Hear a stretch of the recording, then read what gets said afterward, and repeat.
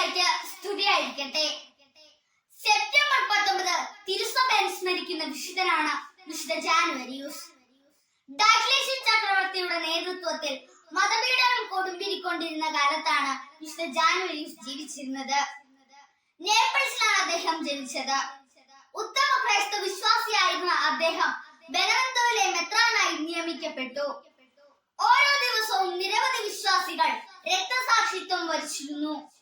ഈ അവസരത്തിലാണ് ഡീക്കൻ ബോസിയൂസും കൂട്ടരും കാരാഗ്രഹത്തിൽ അടയ്ക്കപ്പെട്ടത്.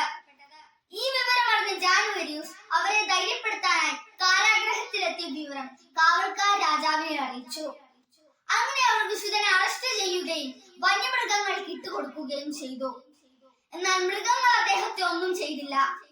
ഇതറിഞ്ഞ ഡയക്ലീഷ്യൻ ചക്രവർത്തി അദ്ദേഹത്തിന്റെ ശിരസ് ഛേദിക്കാൻ ഉത്തരവിട്ടു. ഉടനെ തന്നെ ജാനുവരിയൂസിന്റെ ശിരസ് ഛേദിച്ചു. നേപ്പിൾസിലെ ദേവാലയത്തിൽ ഇന്നും 2 കണ്ണാടി പാത്രത്തിൽ ഒന്നിൽ വിശുദ്ധന്റെ രക്തവും മറ്റൊന്നിൽ ശിരസും സൂക്ഷിച്ചിട്ടുണ്ട്.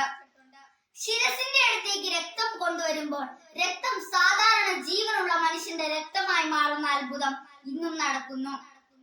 വിശുദ്ധന്റെ തിരുനാൾ ദിനവും മെയ് 1-ാം തീയതിയുമാണ് ഇങ്ങനെ സംഭവിക്കുന്നത്. ക്രൈസ്തവ വിശ്വാസത്തിൽ ഉറച്ചു നിൽക്കുവാനും മറ്റുള്ളവരെ കൂടി ക്രിസ്തുവിനോടുകൂടെ ചേർത്തു നിർത്തുവാനും ഈ വിശുദ്ധനെ പോലെ നമുക്കും കഴിയട്ടെ എന്ന് പ്രാർത്ഥിക്കുന്നു. നന്ദി.